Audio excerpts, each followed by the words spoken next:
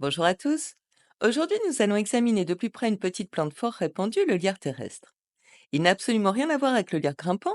Il appartient à une toute autre famille de plantes et il est entièrement comestible, révélant un subtil goût à la fois citronné et mentholé. On le reconnaît à ses petites feuilles arrondies et dentelées, ainsi qu'à ses fleurs violettes ou bleu-violet, regroupées en épis axillaires. Le lierre terrestre, Lechioma ederaceae, est une plante herbacée vivace appartenant à la famille des Lamiaceae. Originaire d'Europe et d'Asie, il pousse dans les zones boisées, les prairies humides et même dans les jardins, à l'ombre ou à mi-ombre. Le lierre terrestre est une petite plante qui mesure entre 10 et 30 centimètres en hauteur. Les tiges du lierre terrestre sont rampantes, quadrangulaires et peuvent atteindre 30 à 60 centimètres de long. Elles forment des tapis denses et sans racines tonneux. Les feuilles sont opposées, arrondies, aréniformes, à bords crénelés et dégagent une odeur aromatique de camphre lorsqu'elles sont froissées. Ce parfum se répand à partir de glandes qui parsèment le dessous des feuilles. Les fleurs sont de petite taille, bleu-violet, bilabiées et regroupées en petites grappes à l'aisselle des feuilles. La floraison a lieu de mars-avril jusqu'à l'automne. Le fruit est formé de 4 akènes et contient plusieurs petites graines. Dans l'Antiquité, les anciens Grecs et Romains utilisaient le lierre terrestre pour traiter les affections respiratoires, les troubles digestifs et les inflammations. Au Moyen Âge, le lierre terrestre était très couramment employé pour ses vertus dépuratives et tonifiantes. Il servait également de condiment et de conservateur de bière avant l'utilisation généralisée du houblon. De nos jours, le lierre terrestre est principalement utilisé sous forme de teinture en phytothérapie pour ses propriétés médicinales, notamment pour soulager les troubles respiratoires, les maux de tête et les inflammations.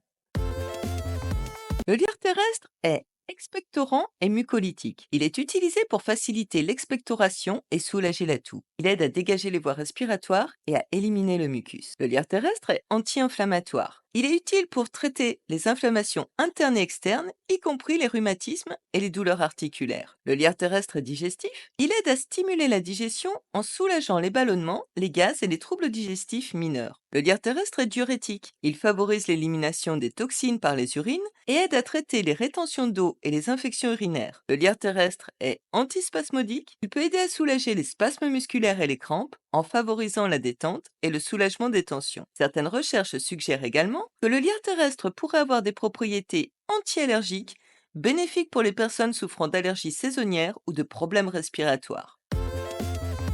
Le lierre terrestre n'est pas consommé comme aliment à part entière, mais certaines parties de la plante peuvent être utilisées à des fins culinaires. Il est toutefois recommandé de ne pas en ingérer de trop grandes quantités. On notera aussi que de nombreux animaux peuvent se rendre malades s'ils en consomment trop, que ce soit des chats, des chiens, des reptiles, des tortues terrestres ou encore du bétail. Des cas d'intoxication de chevaux ont été rapportés en Europe de l'Est. Les jeunes feuilles et les sommités fleuries peuvent être utilisées comme condiments, ajoutés aux salades, aux soupes et aux plats de légumes, pour leur saveur aromatique citronnée et mentholée légèrement amère. Il peut aussi donner un goût intéressant à diverses pâtisseries, notamment sous forme de sorbet ou bien associé au chocolat. On peut également en confectionner un sirop. Les fleurs peuvent servir pour décorer et aromatiser les gâteaux et les cocktails. Séché, le lierre terrestre peut servir de condiment toute l'année en dehors des périodes de récolte. En infusion, on peut utiliser les feuilles séchées pour préparer une infusion légère aux propriétés digestives et apaisantes.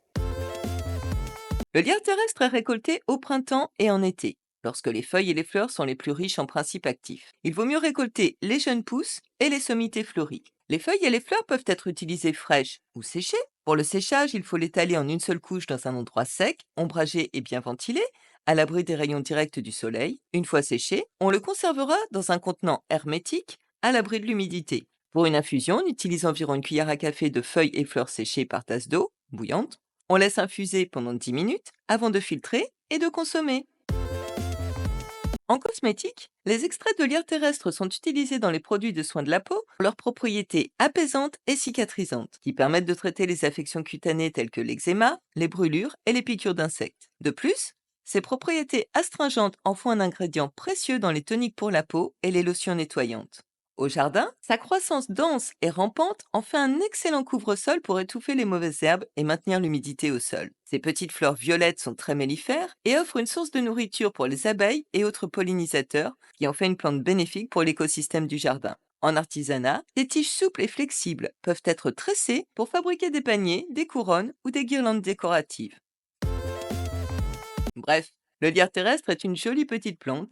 Il égaye souvent nos promenades sans qu'on le remarque vraiment, bien qu'il forme des tapis particulièrement denses. Sa saveur particulière est intéressante, notamment dans les desserts ou les cocktails. Le lierre terrestre est utilisé depuis l'Antiquité en médecine naturelle et il est toujours d'actualité, notamment dans le traitement des pathologies respiratoires. Au jardin, il ne nécessite aucun entretien une fois installé et il s'y multiplie naturellement. Vraiment, le petit lierre terrestre a tout d'un grand. À bientôt!